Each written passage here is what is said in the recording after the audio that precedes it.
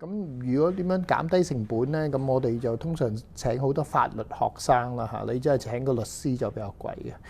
咁同埋即係如果第時日後有啲咩要改動咧，咁都可以請啲未畢業但係好叻嗰啲 programmer 喺大學度請咧，咁佢哋都會好願意做 part time 啊，做暑期工咁過嚟幫手嘅。如果想降低成本。其他專業行業嘅觀眾都可以試下諗下，你哋自己嘅專業裏面有冇一個步驟係可以做到自動化而降低嘅收費，咁令到你哋可以賺到被動收入之餘，亦都可以將一啲平啲嘅服務俾到嘅市民，咁亦都或者可以接觸到一啲你之前未接觸過嘅消費者咁樣啦。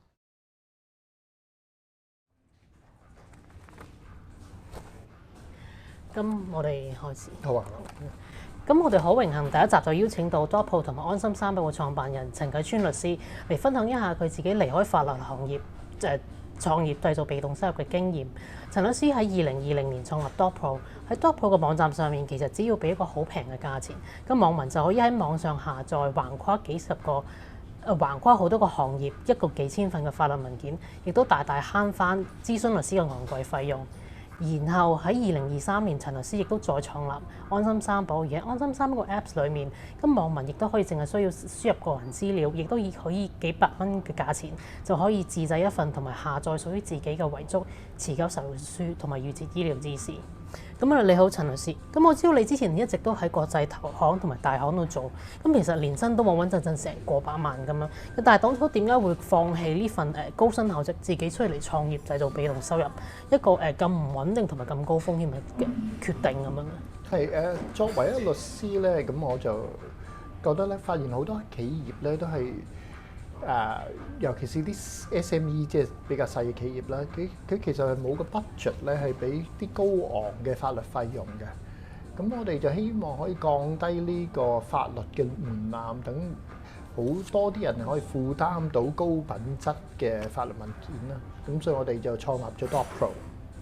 其實依家 Dogpro 上面咧個網站上面即係準確嚟講，總共有幾多份嘅文件啊？係我哋而家個網站咧有接近3000份文件啦。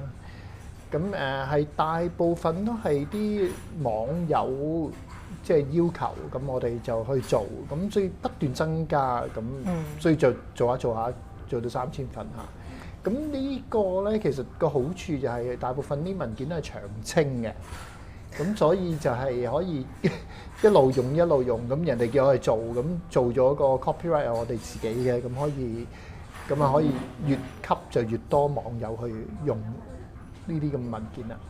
咁但係當初個 Dogpro 網站啱啱設立嘅時候，咁嗰陣時一開始嘅時候有幾多份文件？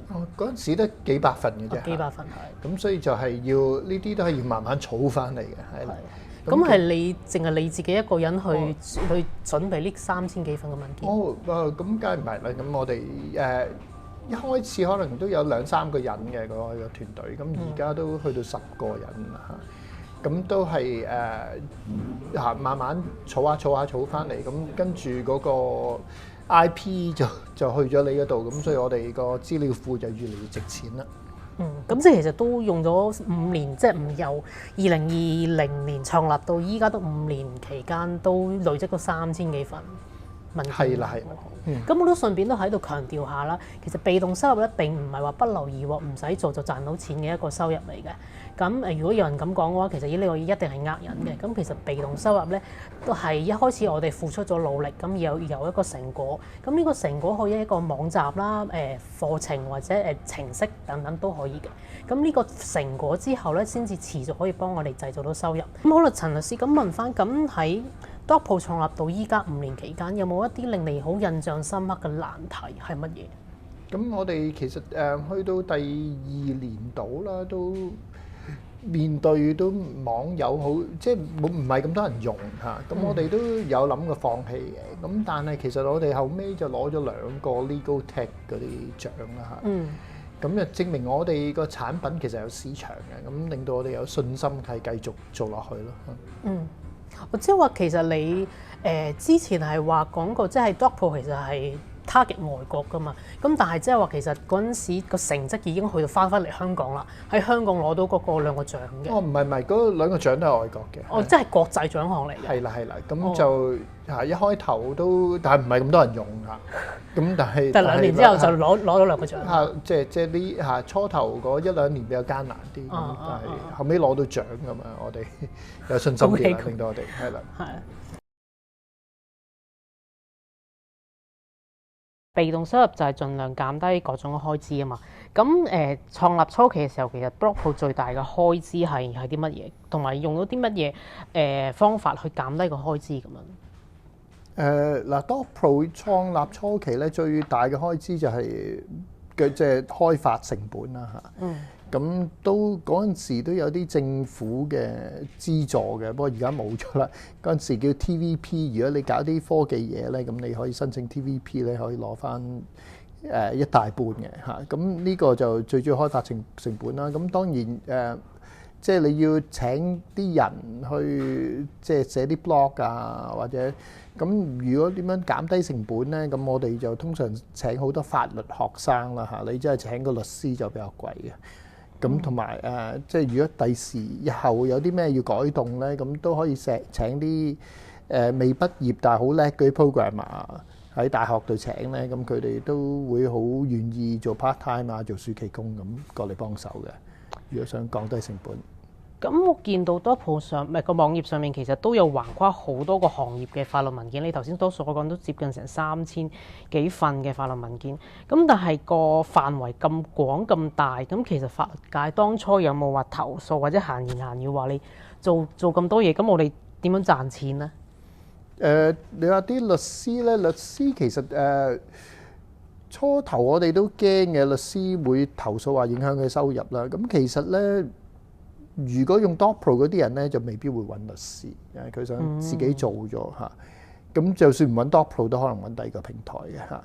咁所以其實咧，另外咧就係如果你降低啲人去揾法律嘅門檻咧，啲人反而會揾律師，即係去到即係你一開始無從入手咧，啲人反而係唔知去邊度揾律師。咁但係如果你有個途徑可以俾人哋做咗一個簡單嘅文件啊，或者我哋第時會 develop 個 platform， 即係揾到啲比較容易揾嘅法律資料啊，咁跟住佢再揾律師，咁我哋再介紹咧，咁就事半功倍啦嚇。其實我哋安心三寶都係類似啲咁嘅 model 嘅。咁我頭先因為聽到你話 Blockpro 其實都係 mainly 都係外國嘅客人，咁就其實冇即係香港就嗰個法律投訴嗰個就已經比較少，因為其實你係 target 外國啊嘛。咁但係你頭先所講都講咗安心三寶啦。咁但係安心三寶就一定係 local，即係香港市場啦。咁有冇話都聽過有啲少少微言咁啊？咁如果你當初創立安心三寶嘅時候，我其實安心三寶係即係整大個批嘅嚇，因為其實唔係咁多人做三寶嚇。即係因為平安紙啲人都聽過，但係好多人都唔做嘅。即係你話可能得10至20% 嘅老人家係做咗平安紙啫，都仲有80-90% 人係冇做嘅。咁至於持久授權書同預設醫療指示咧，啲人聽都冇聽過啊。因為其實我哋推廣用安心三寶推廣之前咧，每年咧係做得嗰幾百份嚇。幾十年係做得嗰幾千份嘅啫嚇，咁所以有200幾萬個老人家咧，其實99.9%嘅老人家係冇做另外嗰兩寶嘅。咁其實我哋推廣咧係令到呢個批嚇大咗嚇，令到一個市場大咗嚇。咁當然我哋推廣之後，咁好多人都會揾翻我哋做啦。咁但係其實都有令到我哋法律嘅同行咧係多咗生意嘅嚇，因為我哋推廣即係一啲下，即係唔係個個揾晒我嚟做咁啊，都會有啲人揾翻自己律師去做。咁其實佢哋係多咗生意，唔係少咗生意嘅。我哋推廣咗三寶之後，即係你頭先所講嘅三寶，即係遺囑啦、持久授權書同埋預設醫療指示呢3樣嘢。係啦嚇，尤其是持久授權書同預設醫療指示係可以係講係一個藍海市場啦嚇。遺囑都即係之前都有人推廣，有人做嘅。咁但係預設醫療指示同持久授權書咧，係我哋未推安心三保之前咧，係好少人推廣嘅嚇。咁我哋其實利用個 app， 利用啲即係好多即係法律嘅資訊喺個網上咧，係鼓勵咗好多人做嘅。咁有幾百份咧即係嚟持久授權書咧。我哋未開始安心三保之前咧，一年做得個幾百份嘅啫嚇。舊年咧就全香港做咗2500份，咁所以其實個 market 喺我哋推廣之下咧係增大咗5倍嘅。咁三保其中遺囑啦，咁點解遺囑咁緊要？你有冇話特別嘅例子可以分享下？遺囑咧其實最緊要咧就係即係因為如果唔做咧好多爭拗嘅嚇。有幾樣嘢會爭拗啦嚇，咁首先就係即係未必按自己意願分配啦，係按法例去分配。咁佢按法例去分配咧，往往係人哋可能覺得唔係好公平嘅情況會發生嚇，或者原來冇做啲咁嘅情況，冇做平安紙會分咗俾個細佬嘅喎。咁但係其實個丈夫同個細佬嗌交嗌咗20年，但係因為佢冇做平安紙要。有一半財產或者半間屋要分俾個丈夫嘅細佬都唔出奇嘅嚇。咁即係有啲係人哋估唔到或者覺得唔公平嘅情況，往往會發生啦嚇。咁第二就係遺產承辦嗰陣咧，尤其是唔係直係嗰啲親屬啦，可能即係比較疏少少嘅親屬咧，可能要證明好多嘢嚇。咁往往咧係證明唔到咁啊，卡咗喺度啦嚇。即係或者有啲人即係可能幾十年前內地偷渡落嚟係冇出世紙嘅，咁有啲親戚關係證明唔到，咁就承辦唔到噶啦。咁其實大遺囑你會覺得係最好係幾時或者幾歲去做？定係定通常啲老人家去到自己退休啦先至覺得去做啊？定係其實後生啲都可以做？好多人有個誤解咧，就以為平安紙咧係要老人家先做嘅。咁其實後生嘅人咧，其實尤其是有家庭嘅人都應該做，因為呢啲嘢講唔埋嘅嚇。咁係啦，即係尤其是結婚啊，有仔女，即係大家都聽過大 S 呢個例子啦。咁佢離咗婚，我唔知佢有冇做平安紙咧，應該有啦嚇。但係如果例如離咗婚冇做平安紙，或者嚇咁嗰啲財產分配又唔係好同啦嚇。咁同埋尤其是結咗婚有未成年子女啊，或者有殘疾子女嗰啲人更加要做嚇，因為有平安紙啊寫到明邊係監護人。咁萬一兩個都唔喺度，一齊唔喺度，或者或者一方面一個離咗婚，另外嗰個又唔喺度，咁就變咗未必係按自己嘅意願個仔女嚇。如果冇監護人嘅情況下，可能係去咗啲社會福利處啊、啲孤兒院咁嘅情況啦嚇。咁如果可能如果離咗婚又冇做，咁可能係個前夫或者前妻做監護人，你又未必想。咁所以呢啲咁嘅情況更加需要做平安紙。咁第二步啦，咁持久授權書，咁持久授權書其實好多人都會同普通嘅授權書混淆啦。咁其實兩個有冇咩點解要做，同埋有咩唔同呢？兩個即係持久授權書同埋普通授權書咁樣。嗱，普通授權書即係好多人就話：喂，我去銀行即係如果我有個銀行戶口，我有銀行授權一個親戚去幫我攞錢咪得咯嚇。嗰啲係一個普通卡授權書。咁如果一個人冇咗行為能力嗰陣咧，照計係攞唔到錢嘅嚇。咁當然可能唔同銀行講，銀行唔知繼續俾你攞錢啦。咁但係其實就唔合法嘅，咁就可能有刑事責任嘅。咁所以我哋都唔係咁建議。咁所以如果冇咗行為能力前咧，最好都係做翻張持久授權書嚇，咁就可以嗱，無論銀行戶口有喐到，咁有啲人有物業有搞到嚇。咁因為一般授權書咧，銀行嘅授權書就淨係搞到銀行戶口，就搞唔到其他物業啊、資產啊、公司啊咁樣嘅。咁有冇話都係任何後生嘅時候，其實都應該要持久授權書啊嘛，即係同遺囑一樣。係啦，其實後生嘅人都可以做嘅。咁當然去到中年咧，例如我都好多個朋友都係嘅，即係40-50歲咧就中風啊，因為好多人完全冇諗過嘅嚇，即係尤其是有個醫生嚇50出頭咁都踩單車中風咁佢又係家庭支柱咁，跟住就好辛苦啦，因為佢屋企人攞唔到佢啲錢，咁所以就係咁所以就係未必係老人家先做嘅，其實尤其是中年之後咧都應該做呢份文件嘅。咁去到最後第3寶預設醫療指示啦。咁你頭先所講話，其實預設醫療指示比之前嗰2寶嗰個普及率更加低。咁其實點解要做呢預設醫療指示？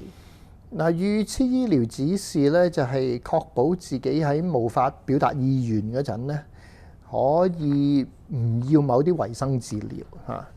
咁即係避免屋企人有啲爭拗啊，即係例如去到最尾嗰刻，到底夠唔夠啊，或者要唔要插喉啊？咁所以就尤其是有長期病患嘅人，更加應該要做嚇。老人家或者有長期病患嘅人就應該要做嘅。好啦，你頭先講完呢3寶，其實聽落都其實好緊要啦。但係問題呢3份文件喺香港依家嘅社會個普及率有幾多度？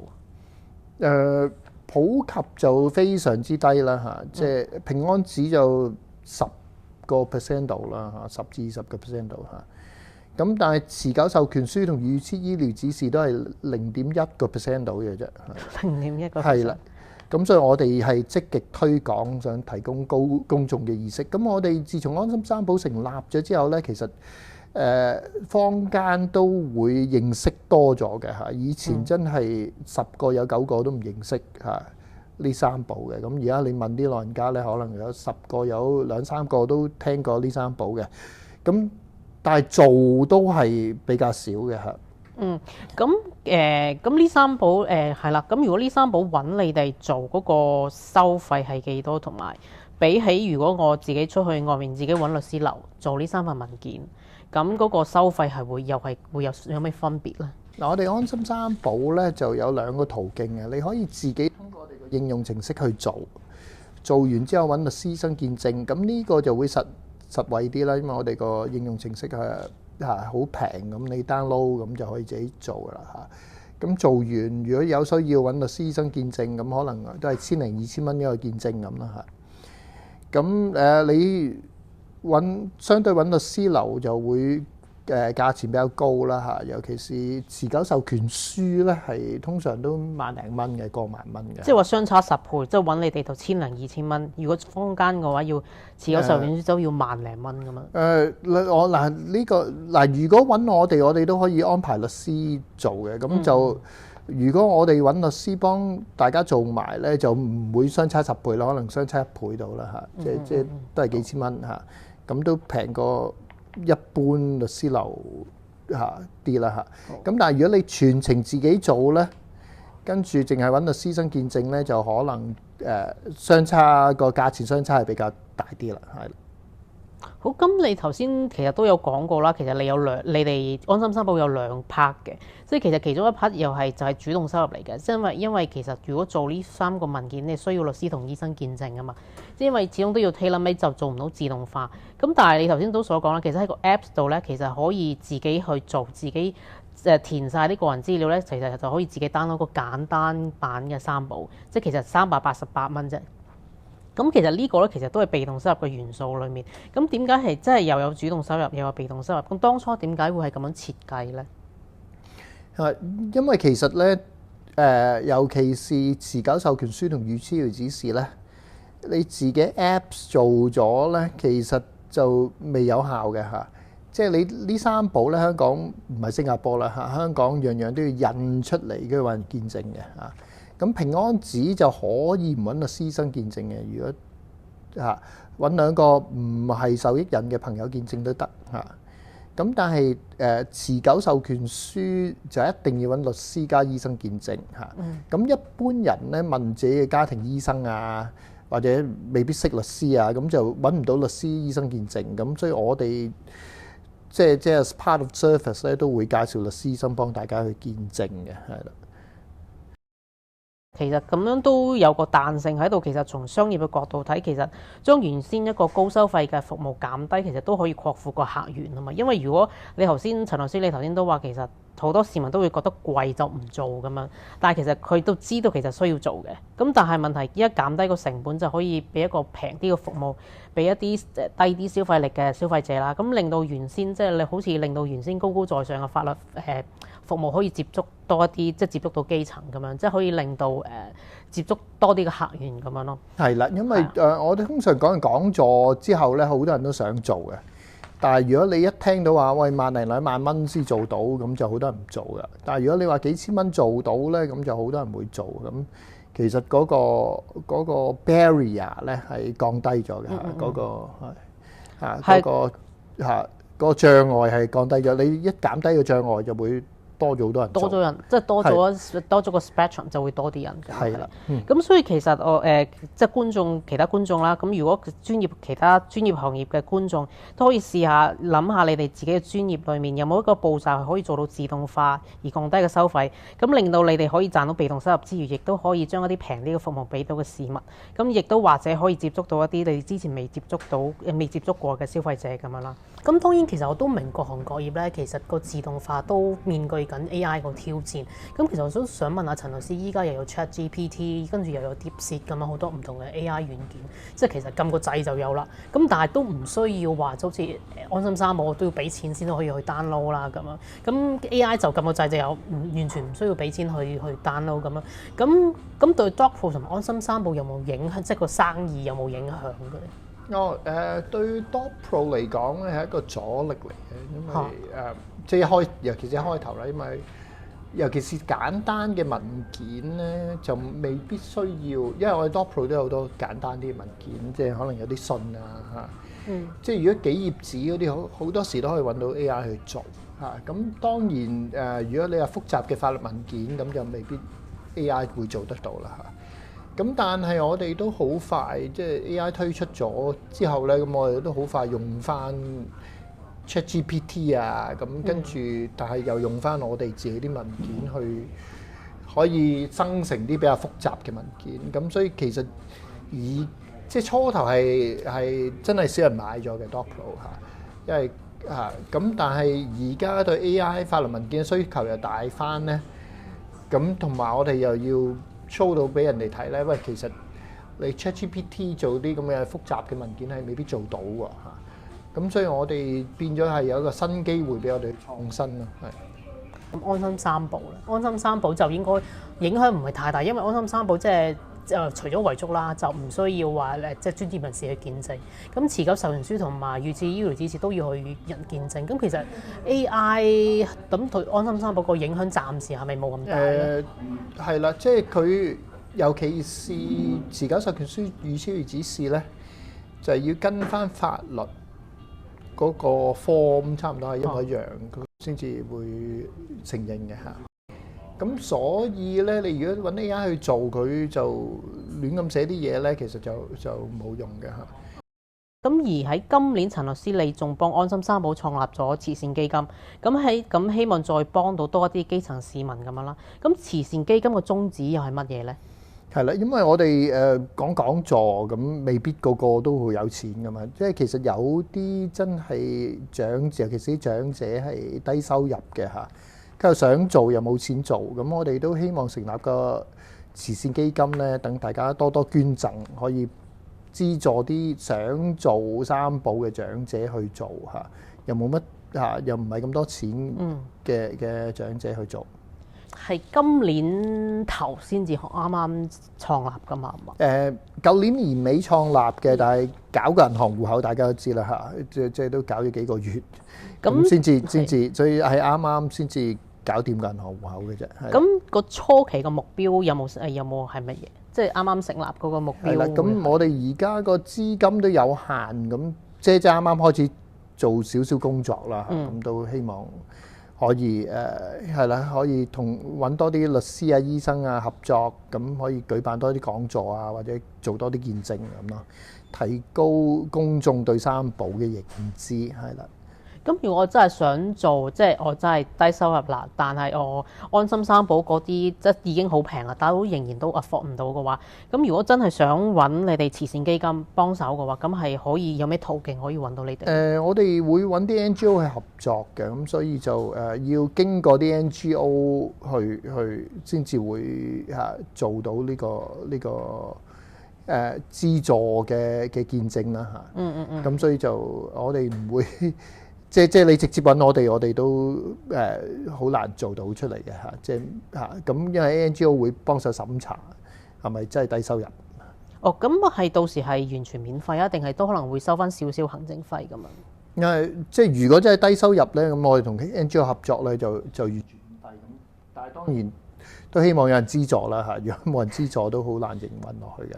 係。咁有冇話有冇頭一年有冇話設立到目標，話希望可以幫到幾多個市民咁樣？我哋都希望幫到係啦，即係頭一年都希望幫到200個到啦。200個係啦，咁而家咧就希望籌集100萬嘅資金啦嚇。咁目前喺度積極募捐啦嚇。咁當然都咁暫時冇捐到大概幾多個經費？暫時係微乎其微。咁所以如果大家有邊個係聽呢個頻道嘅善長仁翁咧，我哋都好歡迎大家捐贈嘅。你 Google 安心三寶咁就會揾到我哋捐款個 button，一撳咧就可以捐款俾我哋。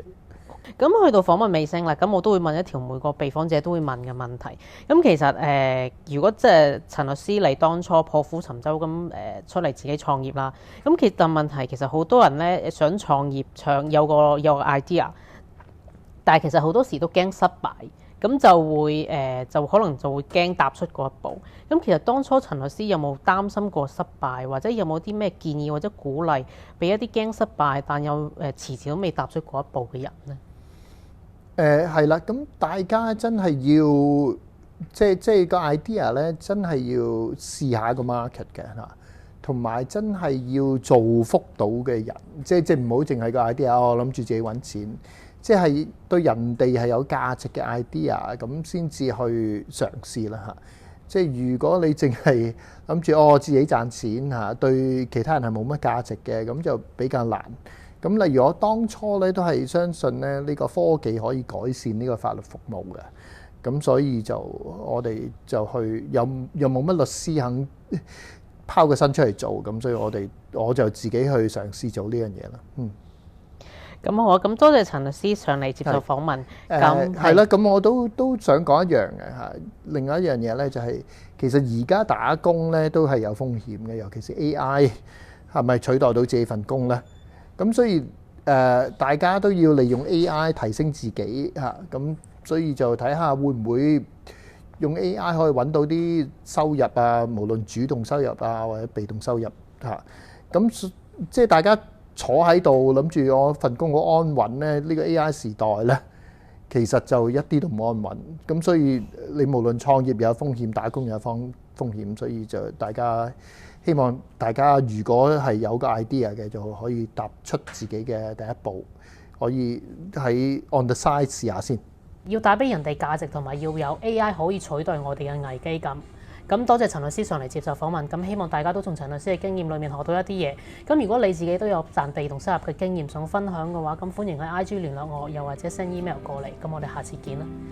Turn the sky softer blue. Let me find my truth anew in the hush, 'neath the trees, nature